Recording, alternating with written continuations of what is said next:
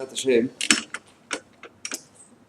La semaine prochaine, on a bien la fête de Shavuot, Chag Matan Torah, une fête extraordinaire qui a fait de nous un peuple surnaturel. Alors vous savez que le jour de Matan Torah, c'est pas ça, voilà, on a reçu la Torah, on est content, maintenant on a reçu une Torah extraordinaire et maintenant voilà, c'est ça qu'on est en train de glorifier. Mais Farshim, ils expliquent qu'il y a deux choses. Le Touri il ramène Magen Avraham, il ramène là-bas dans Siman Samer, là-bas il ramène que on ne fête pas seulement le jour de Matan Torah, le jour de Shavuot. On fête aussi une autre chose. On est en train de se rappeler d'une autre chose qui était le Mahamad Har Sinaï, qui était le fait que l'homme Israël était au pied du Har Sinaï et que maintenant ils ont reçu la Torah et que tout l'homme Israël ont vu Akadosh Baruch Hu. Il faut comprendre quelque chose d'essentiel. C'est que le Rambam nous dit que, écoutez bien ce qu'il dit le Rambam, c'est un Rambam Be'ilchot Deot, voilà, Perek Shmini, le 8e Perek, là-bas dans Ilchot Yesoda Torah. Le Rambam il ramène quelque chose d'extraordinaire, il dit que le Ham Israël, jamais ils ont cru au miracle. C'est pas parce que Moshe Rabbeinu, écoutez bien ce qu'il dit le Rambam, c'est pas parce que Moshe Rabbeinu il a ouvert la mer. C'est pas parce que Moshe Rabbeinu il a fait descendre la manne. C'est pas parce que Moshe Rabbeinu il a eu une marloquette avec Korach et la terre elle s'est ouverte et Korach il est tombé dans le trou. C'est pas parce il s'est passé tous ces événements là que le Ham Israël il est devenu un peuple de Mahaminim qui croyait en Hachem. Mais c'est pour une autre raison. C'est quoi la raison? C'est que le Ham Israël ils étaient au pied du Har Sinaï. Et quand le Ham Israël est arrivé au pied du... Merci beaucoup. Et quand le Ham Israël est arrivé au pied du Har Sinaï, ils ont tous vu la Kabbalat Torah. C'est pour ça que je précise bien, il y a deux choses le jour de Shavuot. Il y a Kabbalat Torah, le fait qu'on ait reçu la Torah, et un autre événement essentiel qui est quoi? Qui est le fait qu'on doit se rappeler le Mahamad Har Sinaï. Comprenez qu'aucune religion dans le monde, aucun peuple dans le monde n'est prêt à prendre sur eux comme responsabilité que quoi de dire que voilà, nous on a tous vu Hachem. Vous savez que ça, c'est ce qui commence dans les séminaires de Balei Tshuva, c'est la base. C'est une preuve extraordinaire. Vous regardez toutes les religions, hein, le Bouddha là-bas. Et bien, qu'est-ce qui s'est passé? Lui, il a eu une vision. Et la vision, c'est qu'il a vu Dieu et que lui-même, il est devenu Dieu, etc. Je ne sais pas tellement c'est quoi le délire. En tout cas, maintenant, qu'est-ce qui s'est passé lui maintenant? Et voilà, et se regarder, voilà, c'est moi, donc il faut me suivre. Là, Mohamed, c'est Otto Dabar, ouais, il a eu une vision, il a vu un rêve, il a vu un truc, Dieu lui a parlé, etc. Mais ok, c'est d'accord, on va pas de Myanmar. Ouais, on n'était pas là, nous, on n'a pas vu. Ouais. Les chrétiens, c'est Otto Dabar, ouais, lui il arrive, il se prend pour le fils de Dieu, bon, mais personne n'a jamais vu ça. Maintenant, qu'est-ce qui se passe? Nous, Akadosh Baruch Hu, il a dit le Rambam, que le Ham Israël Akadosh Baruch Hu, il demandait de ne pas croire en Moshe Rabbeinu, mais de croire en une seule chose, que maintenant, ils ont tous vu qu'Akadosh Baruch Hu est un. Et qu'Akadosh Baruch Hu, au Har Sinaï, va s'adresser à Moshe, et que maintenant, tout va passer par Moshe Rabbeinu. Mais à Darshav, celui qui était mamine en Moshe parce qu'il y a eu des miracles, peut-être c'est de la sorcellerie. Imaginez ce que ça veut dire, ce qu'il dit Rambam. Au moment où le Ham Israël, il a vraiment été mamine, et c'est pas seulement qu'il était mamine, écoutez bien ce qu'il dit le Ramban, Nachmanide. Le Ramban, il dit le Ham Israël, c'est pas un peuple qui croit. C'est pas un peuple qui croit. C'est un peuple qui sait. On sait qu'il y a Hachem. Des millions, selon le Chavetz Chaim, il dit on était 5 millions au pied du Har Sinaï. 5 millions de personnes au pied du Har Sinaï qui ont été Mekabel la Torah, 5 millions qui ont dit Naaseh V'Nishma, 5 millions qui ont vu Hachem. Et Akadosh Baruch Hu, il veut que tout le monde le sache et de Befaresia, devant tout le monde, Hachem s'est dévoilé. Pour les Doré Dorot, pour que dans toutes les générations, on soit Ma'amin. Vous savez qu'il y a une mitzvah d'Oraïta de raconter à ses enfants, parce que nous on raconte tous la sortie d'Égypte et tout, c'est super sympa, et le Makot, mais il y a une mitzvah d'Oraïta de raconter à ses enfants les miracles qui s'est passé au pied du Har Sinaï. Raconter comment ça s'est passé. Hachem, il a voulu que ça se dévoile. Et la montagne, elle était en feu, et ça fumait, et la montagne, elle a sauté, la montagne, elle s'est décrochée, elle s'est mise au-dessus du Ham Israël. Ils ont dit maintenant, vous êtes Mekabel la Torah, sinon le monde, il retourne tout va bon. Mais des trucs de fou qui s'est passé. Des trucs incroyables. Et nous, maintenant, on doit savoir ça. Au moment où maintenant il y a eu Kabbalat Torah, au moment où il y a eu Kabbalat Torah, il n'y a pas un seul bruit dans le monde. Là, on croit qu'il y a du silence, là. Mais il n'y a pas du tout de silence. On entend les voitures, on entend le truc, on entend l'autre qui va klaxonner, on entend. Au moment du Kabbalat Torah, il n'y avait pas une seule vague. Dans la mer Méditerranée, dans l'océan Pacifique, l'océan Atlantique, l'océan Indien. Dans tout le monde, il n'y avait pas un seul bruit, il n'y avait pas un oiseau qui a fait un bruit, un pupu. Rien. Rien dans tout le monde. Au moment où il y a un silence complet dans tout l'univers, à ce moment-là, Hachem dit Anochi Hachem Elokecha, Asher hotzeticha meret Mitzrayim. Il dit Raphaël Shulevich, pourquoi il y avait besoin d'un silence? Il y avait besoin d'un miracle comme ça, un miracle que maintenant il y ait silence total partout. Il y avait besoin d'un miracle pareil. Il dit Raphaël Shulevich, oui, parce que si jamais il n'y avait pas un silence total dans le monde, on aurait pu dire ouais, mais bon, qui a dit? Adkedekar Hachem, il a voulu qu'il y ait un silence total dans le monde, que l'univers sache Befaresia que la Torah a été donnée au Har Sinaï.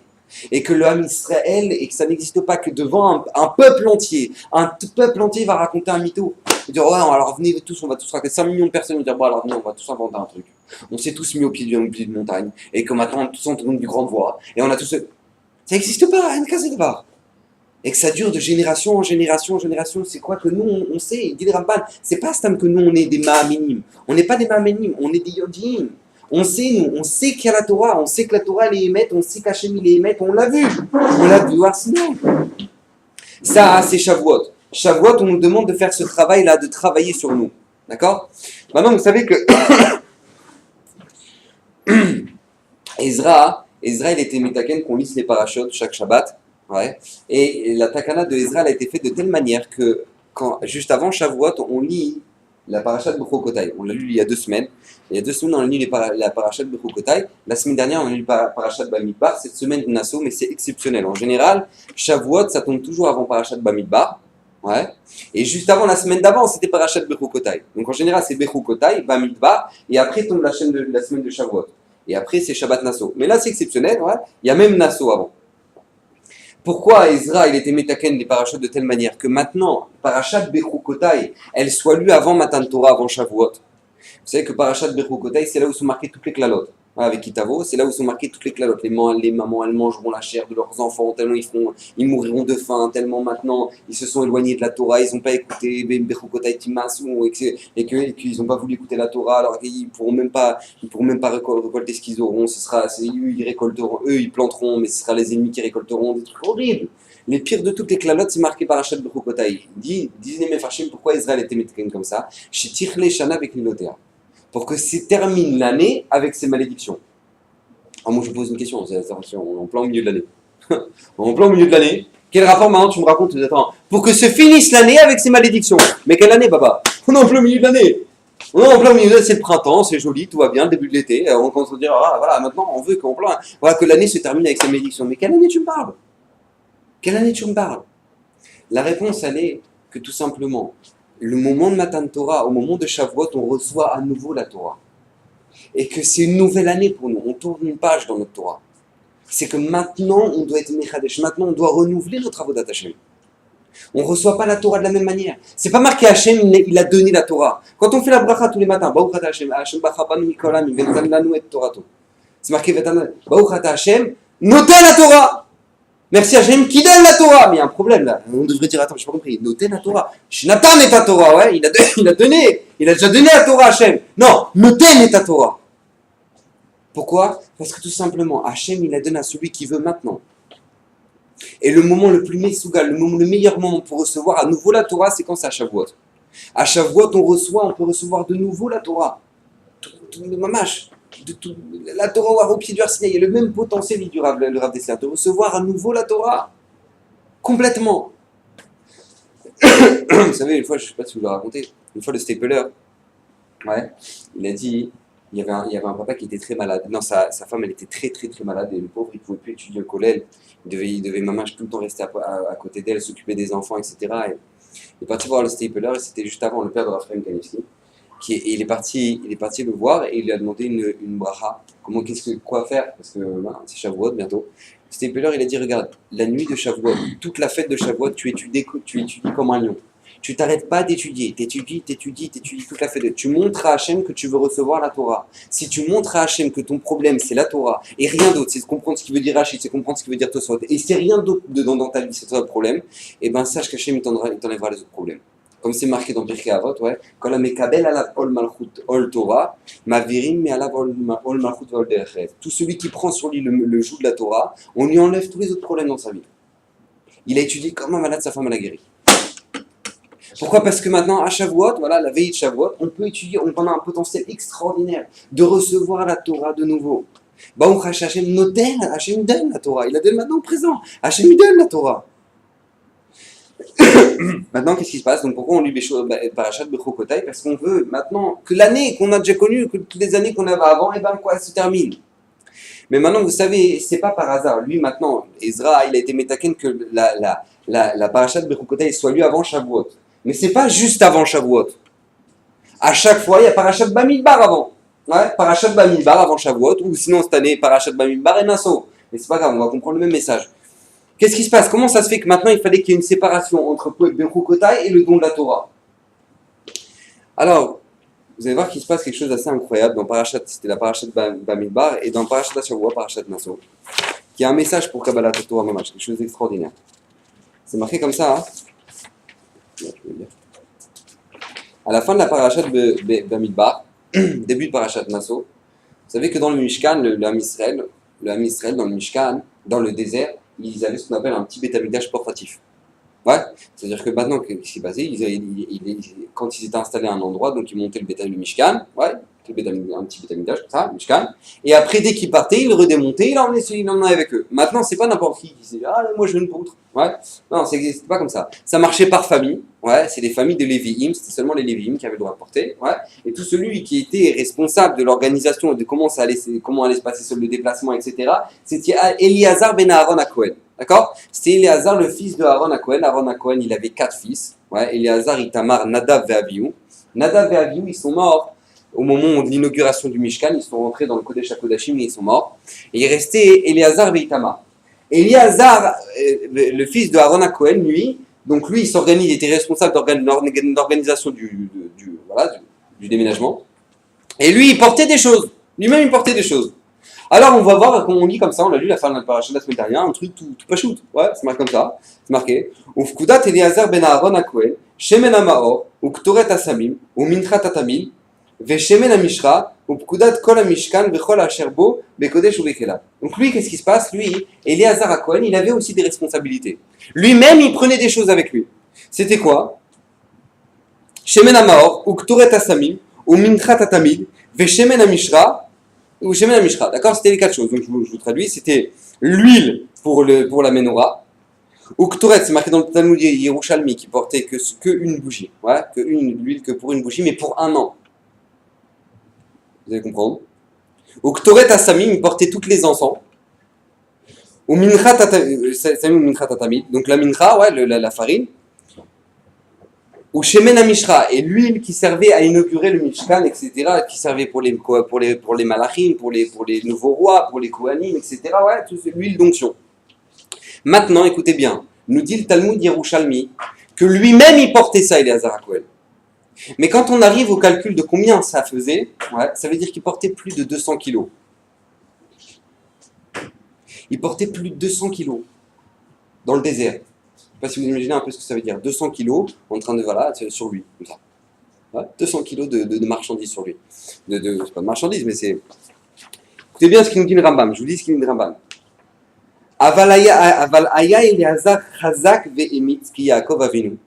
Mais il dit le Ramban quelque chose d'incroyable. Il dit que Éléazar c'était un strum, ouais, il était hyper baraque, et qu'il était aussi fort que Yaakov Avinu. Vechen Moshe Rabbeinu ve Aaron, et pareil qu'Aaron. Et qu'il y avait Hachem, Yachalifu quoi. Et tout celui qui met maintenant sa confiance en Hachem, moi qui espère en Akadosh Baruch Hu, alors Akadosh Baruch Hu, il lui rajoute sa force. Il renouvelle sa force. D'accord? C'est ce qu'il dit le Ramban. Maintenant le problème, écoutez bien le problème, le gros souci qu'on a, le Rabbeinu Bechaï ramène le Ramban. Mais par contre il ramène un autre Ramban. Écoutez bien ce qu'il dit Ramban. Et le Ramban là-bas il dit Vaya blisafek maasenes.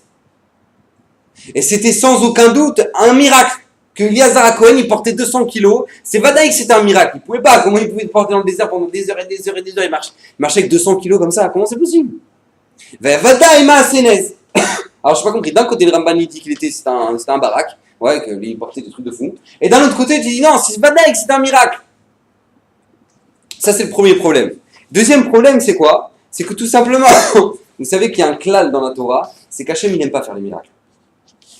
Hachem n'aime pas faire les miracles. Vous savez qu'il y a une Gemara dans Ta'anit, la Gemara dans Ta'anit, elle raconte qu'il y a Rabbi aussi Mimignocrate. Ouais, c'était un grand Tana, Rabbi aussi Mimignocrate, et voilà, qu'est-ce qui se passait? Lui, il avait fait une promesse à ses poalim, à tous ses ouvriers, que maintenant, lui, il les payerait. Ouais, il allait les payer il leur donnait à manger. En fait, il leur donnait à manger tous les midis. Et un midi, il n'était pas là. Et donc, du coup, les poalim, ils ont dit, attends, mais nous, on a la dalle. Comment on va faire? On n'est pas faim. Et donc, qu'est-ce qui se passe? Son fils, il était là. Et ils étaient tous assis au pied d'un figuier. D'accord? D'un figuier. À ce moment-là, qu'est-ce qu'il a dit, le fils de Rabbi Yossi, le Mignocrate? Ouais, vous allez voir un peu la grandeur. Il a commencé à lui dire, voilà, figuier, donne tes fruits. Ouais, vous savez que la particularité du figuier, c'est qu'en fait, ça donne jamais tous les fruits en une saison. Ouais, c'est-à-dire que c'est un peu étalé comme ça. Et là, d'un coup, bam, toutes les figues, elles sont devenues mûres et ils ont tous mangé. Tranquille. Ouais. Rabbi Yossi Mignocrate, il arrive, il débarque, il dit Makara, il dit ah, je sais que j'ai du retard, mais bon, ne me prenez pas, c'est pas que j'ai pas envie de vous donner à manger, chas v'shalom, c'est parce que j'étais assoupli dans une mitzvah, j'étais en train de faire une mitzvah. Eux, les poalim, ils avaient le ventre rempli, ils commencent à faire, t'inquiète pas. Ouais, Bezrat Hashem, Kachem, il te bénisse comme ton fils. Il dit, mais attends, j'ai pas compris, qu'est-ce qui s'est passé? Makara? Rabbi Yossi Mignocrate, il dit, le fils, il dit, bah, papa, en fait, tout simplement, à ce moment-là, son père, il le regarde, il lui fait, tu sais, tu as fatigué Akadosh Borou sans raison. Ouais, le créateur, tu l'as fatigué sans raison. On ne fait pas des miracles comme ça, c'est que c'est pas une case d'avoir, tu fais des miracles comme ça. Une miracle, et puis voilà, toutes les filles, elles deviennent. Une case d'avoir. Le Maral, il explique, ça veut dire qu'on ne fait pas des miracles comme ça. Ça veut dire qu'Akadosh Borou, on est dans une Naga Minateva. Ouais, il faut regarder, tout fonctionne de manière naturelle. C'est à nous de faire l'effort de chercher Hachem dans le naturel. C'est à nous. C'est pas Hachem de faire des miracles. Sinon, ça sert à rien ce monde. C'est à nous, à travers ce monde qui est matériel, de faire des efforts de chercher Hachem. C'est pas l'inverse qui doit se passer. Donc Hachem, il veut pas. C'est-à-dire qu'on a fatigué Hachem. C'est-à-dire qu'Hachem, il a pas envie de faire ça. Et toute chose, vous savez, grand klal gadol dans la vie, ouais, toute chose qu'une personne n'a pas envie de faire en général, c'est très fatigant. Ouais, vous allez voir les maris, vous leur dites qu'il faut faire la vaisselle. Tu sais, je suis bien fatigué. Ouais, ça devient très fatigant. Mais par contre, on dit, il y a un match de foot, tu veux descendre, il n'y a pas de problème. Ouais, il n'y a pas de problème. Là, pour ça, il y a des forces. Mais pour ça, toute chose que maintenant, sur lesquelles on n'a pas envie de faire, d'un coup, ça devient très fatigant. Ouais, des gens, ils commencent à étudier. Alors, tu voilà, ils ont regardé la télé toute la journée. Maintenant, tu leur dis, voilà, alors viens, on étudie un peu la Gemara. Comment ça te ouais, comment ça se fait? Parce que si tu avais vraiment envie, tu sais que je vais vous raconter un truc incroyable. Raphaël Kanevski, le Gadalador, qui habite à Mnebrak, lui, mon Roche Collègue, il avait une Brit Mila. Mon Roche Collègue, il avait une Brit Mila, parce que lui, il fait beaucoup de Brit Milot. C'est pas lui qui fait, il est Sanda qui porte le bébé. Et lui, qu'est-ce qui s'est passé? Donc, il a vu une Brit Mila. Et au moment où maintenant il était en train de voir la Brit Mila, Raphaël Kanevski était en train de s'endormir sur la chaise. Ouais. À ce moment-là, mon Roche Collègue, il a dit à son chamash, il a dit il est fatigué, il a dit le Rav, il est très fatigué. En ce moment, le Rav, il dort très peu. Je vous dis, il se couche à 11h du soir, ouais, il se réveille à 2h du matin. C'est pour vous dire un peu c'est quoi son CDR de nuit. Ouais, Raphaël Kanevski. Bon. Et donc, du coup, qu'est-ce qui se passe? Il dit il est très fatigué en ce moment. Et il dit, écoutez bien ce qu'il dit le chamash. Écoutez bien ce qu'il dit le chamash. Si on ne lui met pas une Gemara devant les yeux, il s'endort. Tu imagines un peu le truc de fou? C'est-à-dire qu'il fonctionne à l'envers. Ouais. C'est-à-dire que lui c'est inverse. Ouais. On fait un shiur de Dafayomi et ouais, ils ont du mal à regarder. Et maintenant, qu'est-ce qui se passe sur Raphaël? C'est l'inverse. Quand on lui met une Gemara devant lui, ça le réveille. Ouais, si on fait rien, il s'endort. Mais si on lui met une Gemara, l'étude de la Torah, ça le réveille. Je ne sais pas si vous imaginez un peu la darga, le niveau. Bon, c'est le gars de la Dora. Donc maintenant, qu'est-ce qui se passe? Rabbi Yossi Mignocrate, lui, il s'est passé un miracle. Lui, il a dit Hachem, il n'aime pas. On ne sait pas comme ça que ça fonctionne. Hachem, on ne le fatigue pas. Hachem, quand il n'a pas envie de faire ça, on ne le fait pas. On ne le fait pas. C'est pas la Hanaga qu'Akadosh Borou, il attend de nous. À ce moment-là, écoutez bien. Il demande je vais vous dire tout de suite qui c'est qui demande ça.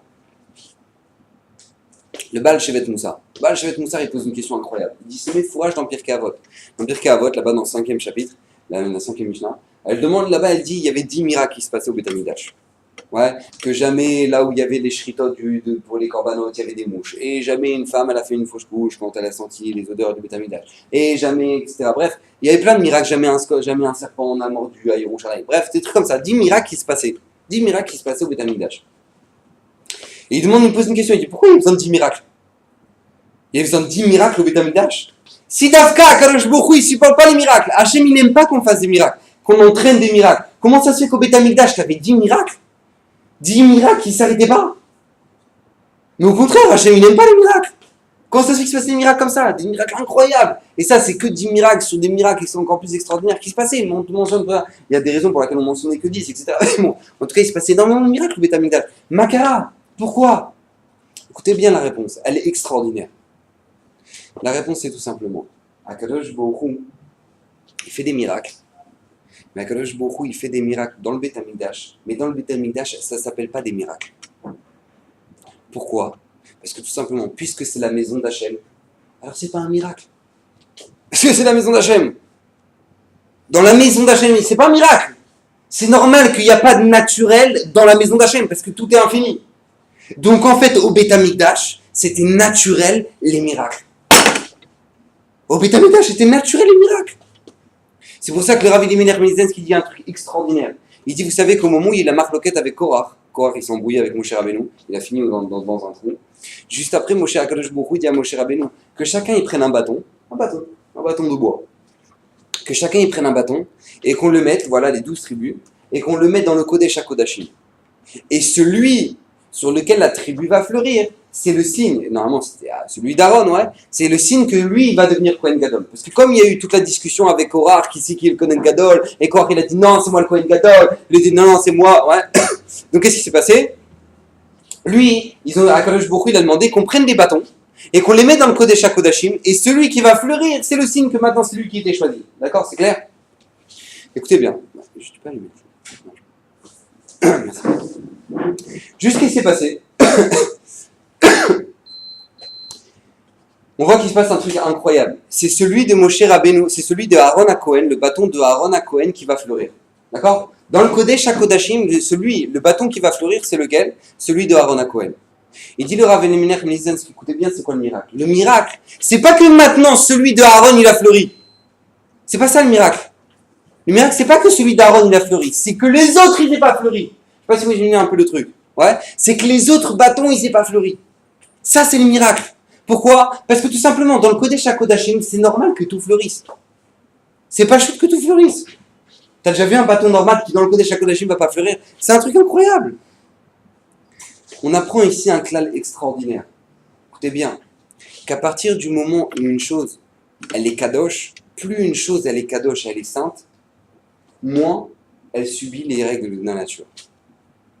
Aaron HaKohen, Eliazar, ben Aaron HaKohen, Eliazar, lorsqu'il portait lui tous ses encens, lorsqu'il portait tout ça, c'est pas chouette que c'était léger. Pourquoi? Parce que c'était tellement kadosh. Lui, il comprenait que c'était tellement sain comme truc, que lui, c'était pas chouette pour lui. Il le portait facilement. Pour lui, il le portait facilement. Écoutez bien, c'est un klal dans la vie que je vais vous dire. Dans la vie, il y a deux manières. Ah, c'est bon ou pas?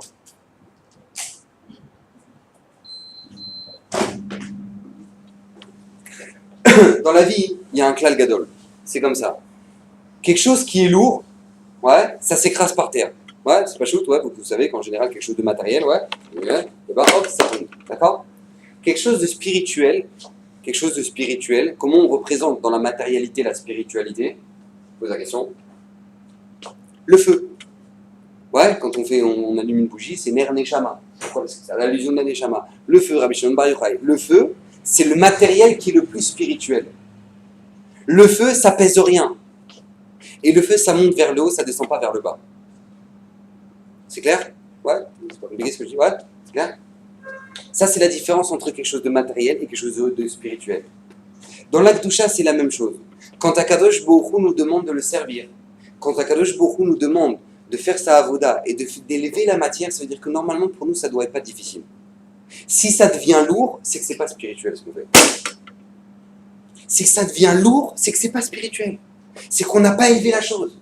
c'est qu'on n'a pas élevé la chose. La force de Eliezer ben Aaron à Cohen Agadol, c'est que c'est pas shoot, c'est pas une stira, c'est pas que maintenant le Ramban d'un côté il a dit c'est un miracle, d'un autre côté le Ramban il dit non c'est normal il était très fort. Parce que c'est les deux qui sont liés. Lui Eliezer Inachinami il était très fort. Il était très fort Eliezer. Il était très très fort. Mais même si qu'il portait, c'est pour lui c'était rien. Parce que qu'est-ce qui passe? C'était tellement rouhani, comprenez, c'était tellement grand comme chose que lui c'était facile pour lui. Parce qu'à partir du moment où tu élèves quelque chose, cette chose-là, elle devient légère pour toi. Pourquoi je vous dis ça? Parce que dans quelques temps, là, on va arriver à Kabbalat Torah. Maintenant, la Kabbalat Torah, il y a deux manières de recevoir la Torah. On peut recevoir la Torah Be'ira. Ouais. Comme on s'est marqué, vous savez qu'au moment où le arsenal de la Torah nous a été donné, il y avait un son du chauffard qui allait, qui grandissait. Et maintenant, il y avait des tonnerres, et il y avait des éclairs. Et Hachem, il a dit Anochi, et tout le monde est mort. Ouais, tu peux recevoir la Torah comme ça. D'écart que maintenant, il y avait une barrière tout autour du Arsinaï, parce que celui qui s'approchait au pied du Arsinaï, et ben il mourait, etc. Ouais, on sait qu'il y a le Guéhinom, on sait tout ça. Tu peux recevoir la Torah comme ça. D'écart que c'est important la Hirat Shamaim, c'est très important d'avoir la crainte d'Hachem. Pourquoi? Parce que c'est ça qui nous freine de la faute. Vous savez qu'il y a un passage dans Kohelet extraordinaire, écoutez bien ce qu'il dit, passage. Il dit comme ça. Sameach Bachur Be'ildutecha. Ouais.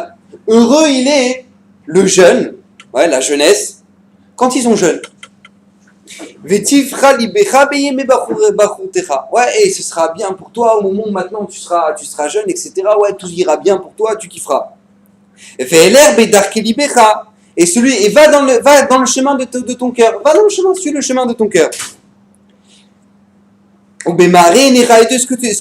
que tes yeux y voient. Veta et sache qu'il y a le kol et les yaviecha elokim bemishpat. Et sache que tout ça, Akadosh Baruch Hu, il va le ramener le jour du mishpat, le jour du jugement. Alors il pose la question, la Gemara dans Shabbat, elle pose la question, elle dit j'ai pas compris. On te dit les deux trucs les plus opposés. On te dit c'est quoi, kiffe ta vie. Allez, vas-y, quand t'es jeune, vas-y, kiffe ta vie, fais ce que tu veux, et regarde ce que tu veux, éclate-toi. Et après, sache, il dit Shlomo Améler, sache qu'à la fin, tout ça, ça va venir le jour du jugement. Alors qu'est-ce que je dois faire? On te dit, vas-y, kiffe. Et après, on te dit, tout ça, ça va venir le jour du jugement. Elle dit, la Gemara, comment on comprend ce passage? La tchouva, elle est toute simple. C'est qu'au début, on te parle, le Yetzer Hara, il te parle. Le Yitzhara, il te dit,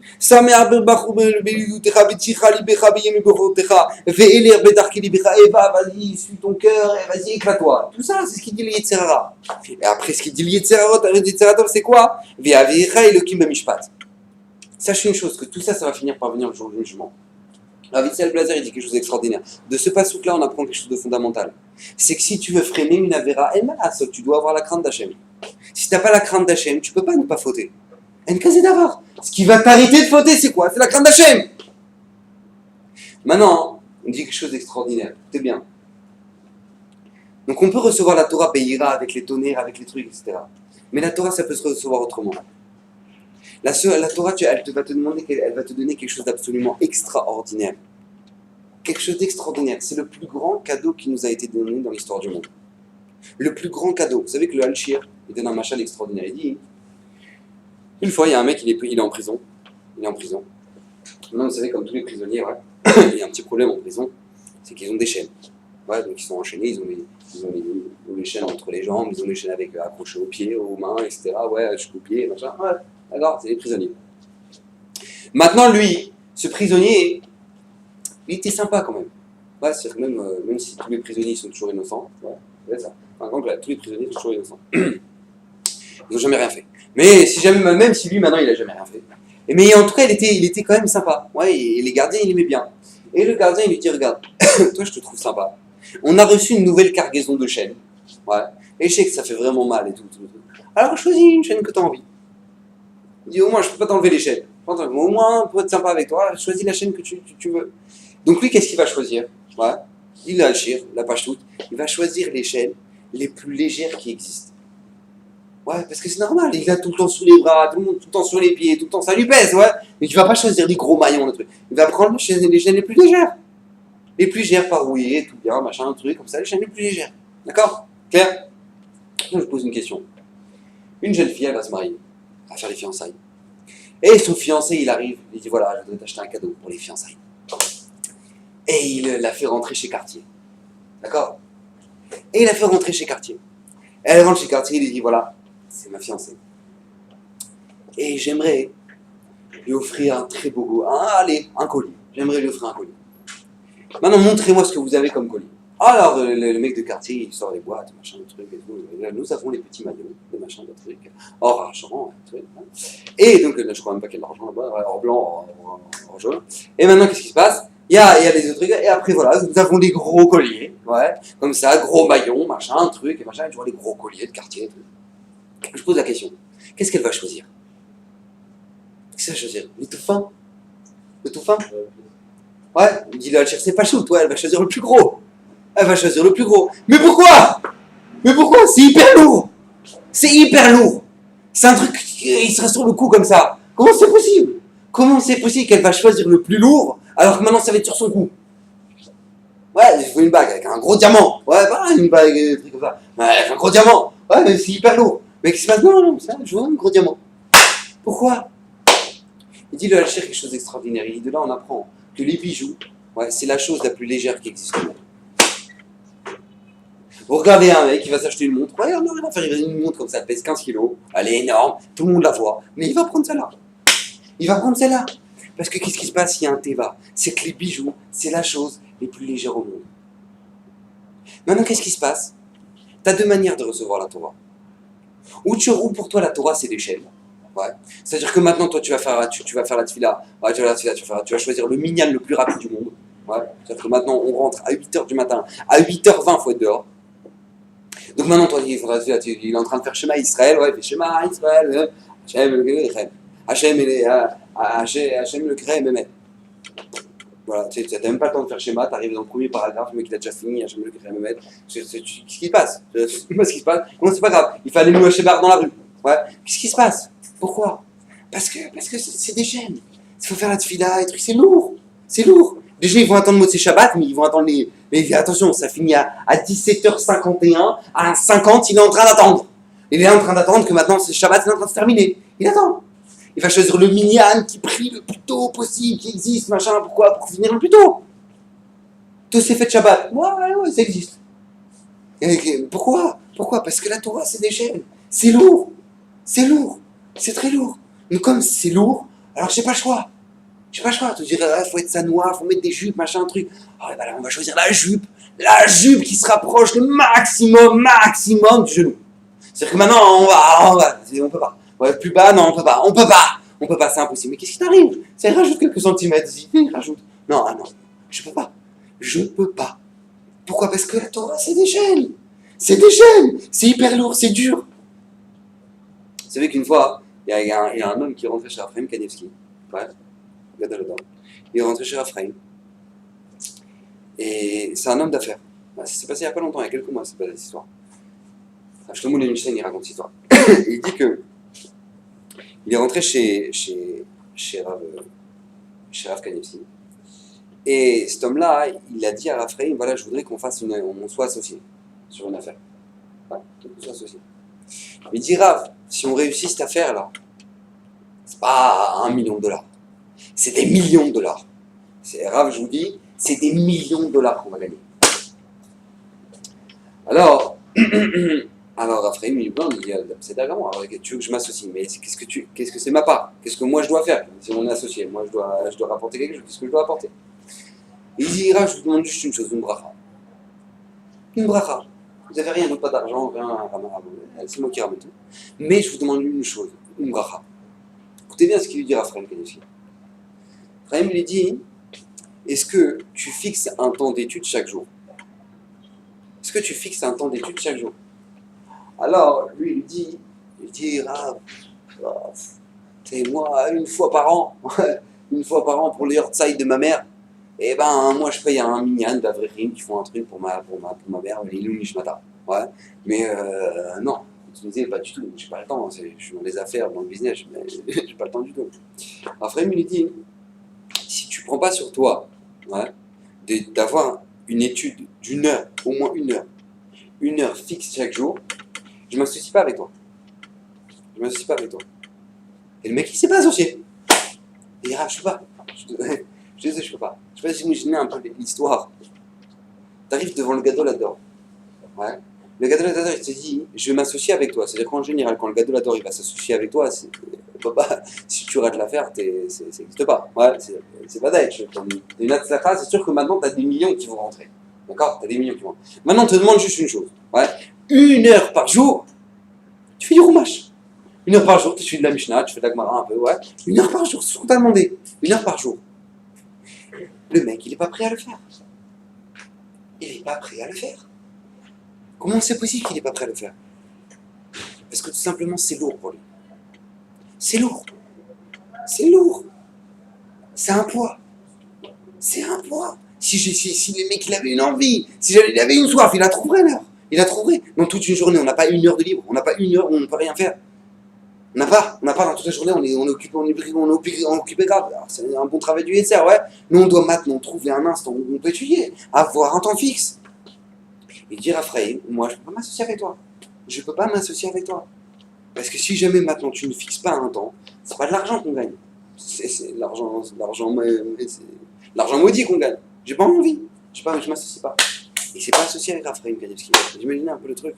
Pourquoi? Parce que tout simplement pour cette personne-là, c'est un poids. C'est un poids. Maintenant on te demande, tu sais, la Torah, c'est quelque chose d'extraordinaire. C'est énorme, mais tu peux pas t'imaginer combien c'est léger. Vous savez que le Haron, c'est la boîte dans laquelle maintenant il y avait les Luchot, dans laquelle maintenant il y avait les Sefer Torah, il y avait les Sefer Torah de Moshe Rabbeinu, dans lequel maintenant il y avait les débris des autres Luchot, le Haron avec les chérubins, avec les anges, cet Haron-là a à peu près son poids, avec un téphar d'or à chaque fois, son poids c'était à peu près 8 tonnes. D'accord, 8 tonnes. Donc je pose la question, tu peux soulever 8 tonnes avec 2 bâtons de bois, et sur lesquels on a plaqué de l'or. 8 tonnes. Un truc de 8 tonnes, tu arrives avec 2 bâtons, allez, hop, allez. Et maintenant tu avais 4 lévim qui portaient 8 tonnes. 8 tonnes d'or, sans compter le poids des louchotes, les tables, sans compter le poids des louchotes. Mais combien ça fait? C'est possible ça que 4 hommes ils portent un truc pareil? C'est Chayar un truc pareil? La réponse c'est non. C'est que c'était le Haron qui les transportait. C'était le Haron qui les soulevait. Il y a un peu le truc de vrai, c'était le Haron qui les soulevait.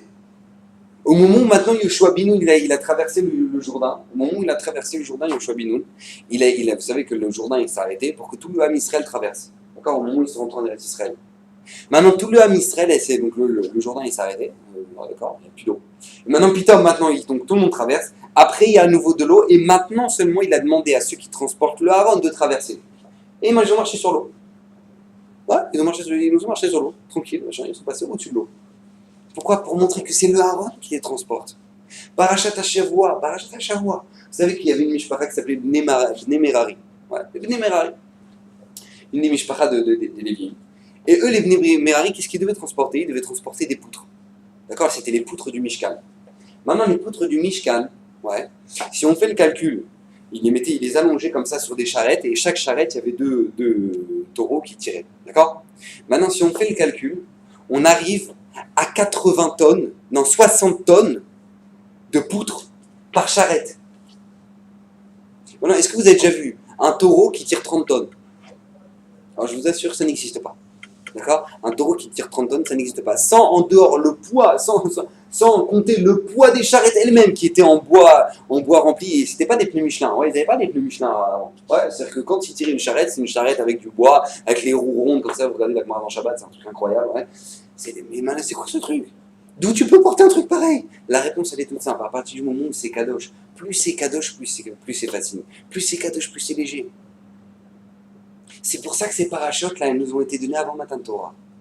Parce qu'on veut que tu regardes, on veut que le regard que tu aies de la Torah, c'est un regard que la Torah, c'est extraordinaire. C'est extraordinaire. C'est le cadeau le plus beau qui existe au monde. C'est le cadeau le plus fantastique. Vous savez que pendant 1000 générations, c'est marqué dans la Gemara, pendant 1000 générations, Akadosh Baruch Hu, il était avec la Torah jusqu'à ce qu'Akadosh Baruch Hu nous l'ait donné au Har Sinaï. Jusqu'à ce qu'Hachem il nous l'ait donné au Har Sinaï. Hachem, il était avec la Torah. Maintenant, ça, il nous l'a donné. Je pose la question. Vous prenez le plus grand de tous les rois, le plus grand de tous les présidents. Il arrive, il t'envoie un cadeau.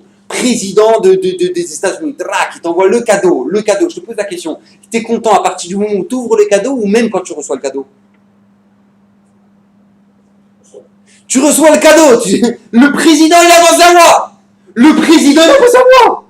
Mais t'as même pas envie de l'ouvrir, t'as envie de le garder comme ça. Tu dis waouh, il a pensé, il me l'a offert à moi. À moi.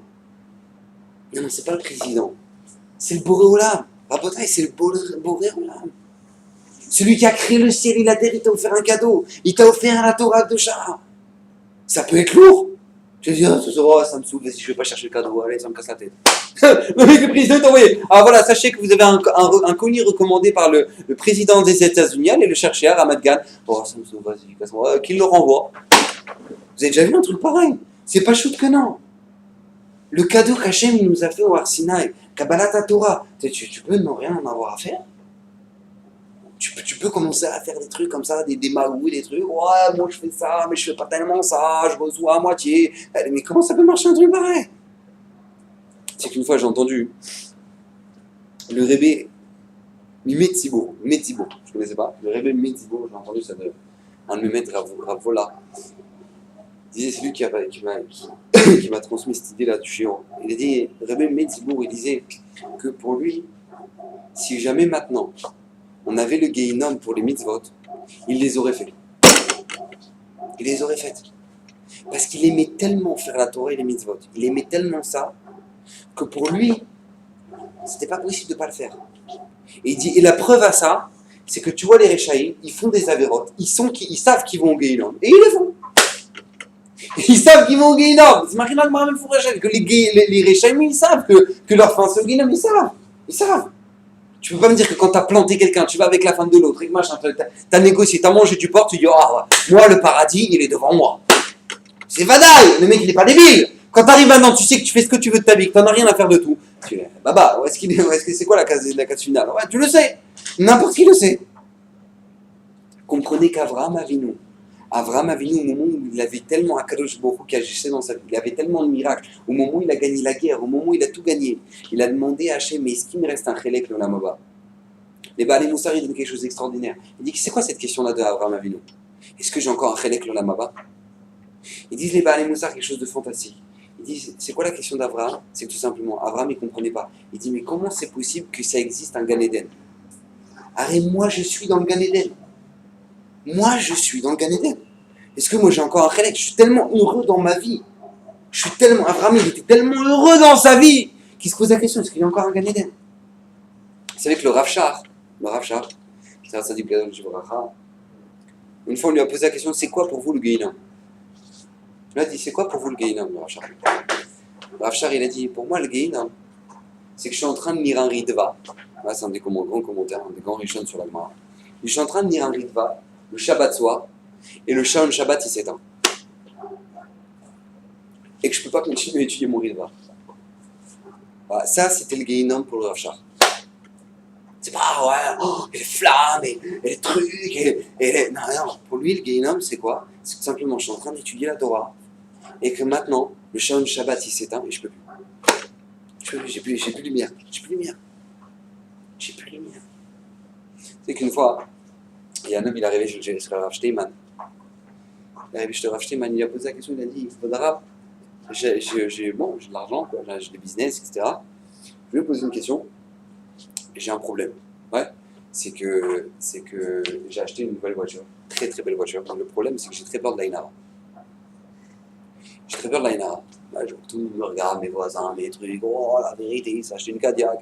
Ouais, chacun il commence à regarder et tout. Et j'ai très peur de l'Aïna. Alors Rav, qu'est-ce que je peux faire? Alors le Rav Steinman, il lui a posé la question, il a dit, tu connais le chasse?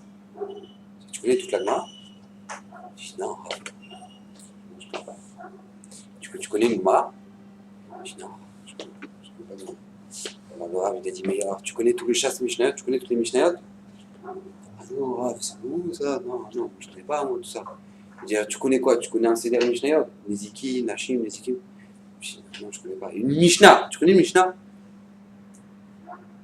Je sais pas, non, je ne sais même pas. Une Mishnah, Pirkei Avot, peut-être ou là, et je sais pas, je sais la dire à moitié. Il dit, alors, j'ai pas compris, tu as peur de l'Aïnara de quoi? Ils ne comprenaient même pas la question. C'est-à-dire, comment c'est possible qu'on ait envie d'une voiture de l'autre? Lui, Rav Shteman, c'était pas chaud pour lui. Si jamais maintenant il y avait de l'Aïnara, c'est parce qu'il connaissait beaucoup de Torah. Pour lui, c'était pas Shaya. Il dit mais t'as peur de l'Aïnara de quoi? Si tu connais rien, t'as peur de qui? T'as peur de la jalousie de qui? Parce que pour lui, c'est même pas Shaya. Pour lui, le gars de la Torah, c'est même pas Shaya. Que maintenant tu as l'Aïnara sur une voiture. L'Aïnara sur une voiture. Mais qu'est-ce qu'on s'en fout de ça? Qu'est-ce qu'on s'en fout? Alors, on doit se poser la question, combien la Torah ça nous apporte dans notre vie? Combien c'est un bonheur extraordinaire? Vous savez que la Torah, si elle appelle les béhémotes, ouais, une béhéma. Pourquoi on appelle un animal une béhéma? Parce que tout simplement, on nous dit les Mefarshim. Parce que béhéma, c'est Ba-ma. C'est pas Obama. Non. Ba-ma. Dedans, il y a quoi? Qu'est-ce qu'il y a dedans? Ba-ma. Ouais, c'est béhéma. Béhéma, c'est pas écrit que Ba-ma. Qu'est-ce qu'il y a dedans? Il n'y a rien du tout dedans. Il n'y a rien. Tu veux qu'elle fasse? Elle broute, voilà, elle va aux toilettes, elle mange, elle boit, truc, voilà, c'est tout ce qu'elle fait une béhéma. Nous, on doit se poser la question, mais qu'est-ce qui me fait la différence entre moi et un animal? Qu'est-ce qui fait la différence entre moi et un animal? Qu'est-ce qu'Hachem il attend de moi? Qu'est-ce qu'Hachem il attend de moi? Il attend que quoi? Que moi, maintenant, je broute? J'ai mangé, maintenant j'ai bien mangé, allez maintenant je vais aux toilettes, et après maintenant je vais faire dodo, et après on doit se poser, c'est quoi ça? C'est métro, boulot, dodo. Mais chas v'shalom. Vous savez que les gens, ici on a des progrès technologiques extraordinaires, ouais, vous savez, des progrès technologiques extraordinaires. Mais les gens, ils dépriment tous. Les gens, ils sont malheureux. Les gens, ils sont vraiment malheureux. Tu leur demandes, mais je comprends pas, t'as tout, t'as la voiture, t'as une femme, t'as des... Je sais pas, je suis pas bien, je suis en train de maintenant, voilà, ma vie elle passe et c'est mon anniversaire et je chauffe des bougies et voilà, je sais même pas où je vais, je sais même pas à quoi je cherche, je sais même pas, voilà, et mes enfants ils grandissent et plus ils grandissent, plus ils s'en foutent de moi et je sais même pas, il y a des gens, ils ont de l'argent, ils vont même pas au mariage de leurs enfants. J'imagine pas, tellement qu'ils les embrouillent dans la famille. Faut que appeler le Rav, que le Rav dise que tu peux faire un shalom avec mon père, comme ça mon père il vient et comme ça on peut. Mais pourquoi? T'es censé tout avoir dans ta vie. Makara, pourquoi il te manque ça? La raison c'est quoi? C'est qu'il te manque l'essentiel. L'essentiel tu l'as pas. L'essentiel, la vraie richesse dans ta vie tu l'as pas. La vraie richesse dans ta vie tu l'as pas. T'as pas l'essentiel, qu'est-ce que tu dois regarder? Où est-ce que tu vas? Pourquoi t'es venu dans ce monde? C'est des questions de base. C'est pas des questions de balai de chouva. Chas v'shalom. Il y a des gens, je vois les gens, oh ça va, c'est pour le balai de chouva, ça, c'est faux. C'est faux. Moi j'ai toujours appris, mon mashgar, Rav Kaplan, il me disait toujours, un homme tous les jours, il doit se demander, mais pourquoi je suis venu dans ce monde? Pourquoi qu'est-ce que je fais là? Pourquoi je suis pas un hindou? Pourquoi je suis pas une vache? Pourquoi je suis pas ça? Mais qu'est-ce que je fais là? Où je vais? Et pourquoi je suis né? Et pourquoi je fais des enfants? Et qu'est-ce que je vais faire avec? Et où on va? Et qu'est-ce que j'ai le droit de faire? Et que je n'ai pas le droit de faire? Et ce que j'ai pas le droit de faire? Pourquoi j'ai pas le droit de faire? On doit se poser des questions. On est obligé de se poser ces questions-là. Parce que comment tu vas avancer sinon si t'as pas de questions? Comment tu vas avancer? La Torah, c'est que des questions. Tu ouvres une page de Gemara, t'as 1 milliard de questions. T'as 1 milliard de questions. La Torah te dit, il n'y a pas de problème. Pose des questions. Parce qu'il faut poser des questions. Il faut poser des questions. Vous savez que la gamatria du mot Adam, la gamatria du mot Adam, c'est Ma. Ma, c'est la question. Ma quoi? Ça, c'est la gamatria du mot Adam. C'est pour te dire quoi? Pour te dire que la ma'out, que l'essence même de l'homme, c'est qu'il doit se poser des questions. Ma, c'est quoi ça? Pourquoi je fais ça? Pourquoi pas ça? Et pourquoi ça? Et pourquoi ci? Et pourquoi ça? Je dois me poser des questions. Au moment où maintenant on a reçu la Torah, et qu'Hachem nous a choisi, et qu'Hachem nous a donné un cadeau extraordinaire, on doit se poser la question. Vous savez que j'ai entendu un chidouche extraordinaire cette semaine. Comment ça se fait que maintenant l'Oham Israël ils ont dit nah, c'est Vénishma? Ils arrivent au pied du Har Sinaï, ils disent nah, c'est Vénishma. Allez, maintenant on va faire, après on comprendra. Ouais. Et ça, c'est hyper caché, c'est hyper compliqué de comprendre qu'Akadosh Baruch Hu nous demande de faire des choses que nous on ne comprend pas. Hachem nous demande de faire des choses que tu ne comprends pas. Vas-y, mets les tefilines comme ça. Et il faut qu'elles soient noires, il faut qu'elles soient carrées, il faut qu'elles soient écrites comme ça. Après, tu fais ta. C'est quoi ce truc de fou? C'est même malade. C'est quoi ça? Et maintenant, qu'est-ce qui se passe au moment où maintenant tu manges, tu as pas le droit de manger du cochon. Et tu as le droit de manger que ça. Et si jamais tu manges ça, et ben, il faut que ce soit shrité comme ça. C'est quoi tous ces trucs-là? Il y a énormément de mitzvot qu'on ne comprend que dalle, on ne comprend même pas ce qu'on doit faire. Alors Makara, il y a un chidouche extraordinaire. Le chidouche, il est comme ça. Il est qu'au moment où Akadosh Baruch Hu, il te demande de faire des choses que tu ne comprends pas, sache que c'est le plus grand chesed qu'Hachem te fait. Parce que si Akadosh Baruch Hu, il te faisait faire que des choses que tu comprendrais, eh ben tu serais très bas. Et là, on est en train de te dire, regarde, tu fais des choses qui sont divines. Tu crées des malachim, tu crée des trucs. Et ben, je comprends pas. Mais même si tu comprends pas, comprends que Hachem t'a demandé de faire des choses extraordinaires. Rien que ça vaut la peine. Et c'est ce qu'ils ont répondu l'homme Israël au Arsinaï. Quand ils ont dit, Na, c'est Vinishma. Qu'est-ce qu'il dit Rava dans la Gemara dans Shabbat? Il dit comme ça, il dit tout simplement, nous on a eu la mamine, on a été mamine à Akadosh Baruch Hu. C'est valable que si Akadosh Baruch Hu il nous demande à nous de faire ça, c'est pas sûr qu'on peut le faire. C'est évident qu'on peut le faire. Alors même si on comprend pas, c'est d'accord on comprend pas, mais c'est sûr que je peux le faire. Il y a une chose qui est sûre, c'est que je peux le faire. Qu'est-ce que je peux le faire? Maintenant tu peux faire énormément. Tu peux faire énormément. Comme on voit avec Eliezer ben Aaron HaKohen, il portait énormément. Mais comment il arrivait à ça? Il arrivait à ça tout simplement parce que lui, il était Ma'amin. Qu'est-ce qu'il y a Hachem lui demande ça? Il peut le faire. Il peut le faire.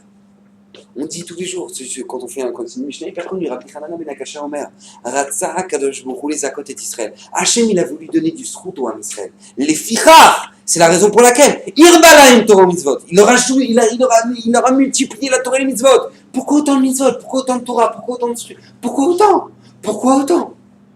La réponse, c'est pas parce que maintenant il faut que ce soit lourd. C'est une chaîne, c'est des chaînes pour toi. Mais ça doit être des bijoux pour toi. Ça doit être hyper léger. Quand tu fais la Torah, tu fais les mitzvot, ça doit être un kiff. Ça doit être un kiff pour toi. Je vous l'ai déjà dit, je vous le répète encore. Ce machin extraordinaire, le Magid Miduvno. Le Magid Miduvno, il dit tout simplement, quand un homme d'affaires, il arrive avec une valise avec des diamants dedans, il arrive, il les pose sur le comptoir de l'hôtel, il dit montez-moi ça dans la chambre. Et que le mec, au moment où il arrive, il porte la valise, il fait ouais. Il dit, j'ai même pas besoin d'ouvrir la valise, je sais que c'est pas la mienne. Cette valise-là, c'est pas la mienne. Parce que si c'est lourd, c'est que c'est pas la mienne. La mienne, elle est légère. C'est la même chose qu'Hachem nous dit. Hachem nous a donné une Torah extraordinaire. Maintenant, cette Kabbalah, ta Torah, elle est phénoménale. La Torah, c'est léger. La Torah, c'est un kiff. C'est à partir du moment où maintenant, toi, ça devient lourd. C'est lourd. C'est pas ma Torah. Hachem te dit, c'est pas ma Torah. C'est pas la mienne. Je sais pas ce que tu es en train de faire. Tu es en train de faire quelque chose, mais c'est pas ma Torah. C'est pas ma Torah. Ta Torah, tu dois comprendre que c'est phénoménal. Quand Kadosh Baruch Hu est en train de te dire, tu sais, il faut avoir de la tsniout, il faut avoir de la pudeur, il faut être comme ça.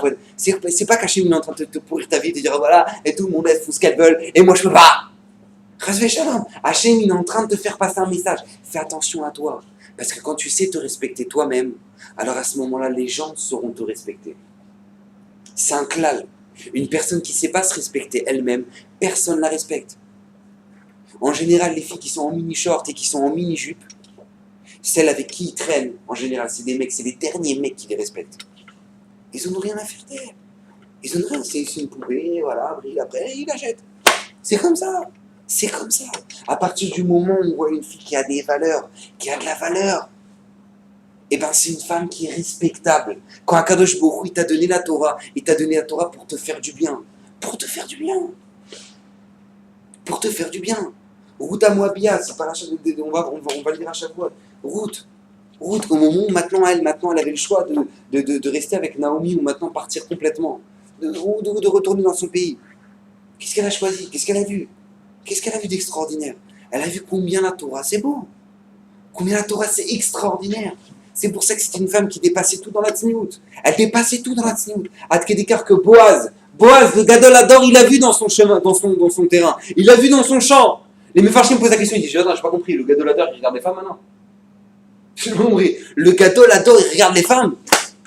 Elle était en train de ramasser des épis de blé parce qu'elle était très pauvre. Elle devait ramener à Naomi des épis de blé. À Tkédékar, je ne sais pas si vous imaginez un peu le Midrash. Le Midrash, il nous dit que Ruth, au moment où elle est partie jusque dans le terrain, elle a pris des cailloux. Ouais, le petit poussé là. Ouais, c'est une correction d'invention. Rien du tout. Ils ont tout pris des Midrashim. Maintenant, c'est marqué dans le Mefourage dans le Midrash que Ruth, elle a pris des pierres avec elle. Elle les a mis sur le terrain. Pour connaître le chemin jusqu'au chemin de Boaz et revenir à la maison. Pourquoi? Pour pas qu'elle soit confrontée à un homme et qu'elle doit lui poser la question et où est-ce que par où je dois aller. Vous imaginez un peu la... Oh purée, c'est une froumeuse elle, c'est quoi ce truc de fou, elle est malade ou quoi? Vous savez, faut arrêter la combat, détends-toi, parle avec les hommes, ça va. Non, ben ouais, qu'est-ce que tu veux faire, Baba? Ça sort le Mashiach, ça. Ça, c'est une femme qui sort le Mashiach. Je suis pas en train de dire qu'il faut faire comme ça, ouais, je suis pas en train de dire que maintenant, ouais, il faut tous se mettre avec ouais, il y en a qui pensent que, oui, qui pètent un câble, ouais, qui pensent qu'il faut mettre des draps noirs, des trucs comme ça, non, rien à voir. Ouais. La tsniout, je vous donne un grand clal dans la tsniout, un grand clal, que les gens ils oublient. La tsniout, c'est faire en sorte qu'on passe inaperçu. À partir du moment où on arrive avec des grands torchons noirs et tout le monde nous regarde, ouais, c'est l'inverse de la tsniout. C'est bon. Maintenant, qu'est-ce qui se passe? En route, elle arrive comme ça, elle met des pourquoi? Parce qu'elle n'a pas envie de se confronter à un homme. Elle a envie de se confronter à un homme. Maintenant, qu'au moment où elle ramasse, elle ramasse comme ça. Ouais, elle est comme ça, et comme ça. C'est pas qu'elle faisait ça. Pas du tout, elle se baissait, elle ramassait comme ça. Elle ramassait comme ça. Boaz, le gadol adore. Boaz, le gadol adore. Il passe dans le terrain, il la voit. Et on aime faire chimer. Je sais pas compris. Boaz, il regarde les femmes maintenant. La réponse, c'est que Boaz, il a vu la shrina dans son khatser. Boaz, il a vu la shrina dans son sadé. Dans son champ, il a vu qu'il y avait la shrina. Il a dit, mais Makara, il y a la shrina dans mon champ. Il y a la shrina dans mon champ. À son nom, il dit, oui, il y a une femme qui est très tanoua, c'est route. Il s'est marié avec elle de Laval. De elle va sortir, de eux va sortir le Mashiach. Parce qu'au moment où Akadosh Baruch Hu te demande quelque chose, c'est pas une lourdeur, c'est pas un truc qui te dit, les chaînes comme ça, je peux plus mettre les trucs moulants. C'est pas ça. Hachem, il te donne ça parce que tout simplement, c'est un bonheur. C'est un bonheur, c'est une bracha qui te ramène pour toi. Quand Akadosh Baruch Hu il te dit maintenant, il faut étudier chaque jour. C'est pas parce que maintenant il te dit, et voilà, et je t'attends, hein. Attention, je t'attends. Si tu rates un seul jour, c'est pas ça. Hachem, il s'en fout. Hachem, il la connaît la Torah. Hachem, il la connaît, c'est lui qui l'a donnée. C'est parce qu'Hachem, il te donne ça et qu'il veut ça, c'est parce que c'est pour ton bien. C'est pour ton bien. C'est pour toi. C'est le plus grand recette qu'Hachem peut faire. C'est un cadeau. Un cadeau. Tu connais quelqu'un qui offre un. Tu connais toi une personne qui offre une montre Cartier comme ça? Oh, encore une montre. T'as déjà vu? C'est un malade. C'est un malade. C'est le mec qui sait pas c'est quoi une montre Cartier alors. C'est la même chose. Ceux pour qui la Torah c'est lourd, c'est machin, un truc. Si, ça passe c'est quoi la Torah? Pas juste ça passe c'est quoi la Torah? La Torah, c'est extraordinaire. C'est le plus grand cadeau qu'Hachem nous a donné. Donc, les attachements qu'on soit zoré, qu'on puisse être mitrasé, qu'on puisse recevoir la Torah comme il faut. Que je nous donne le goût à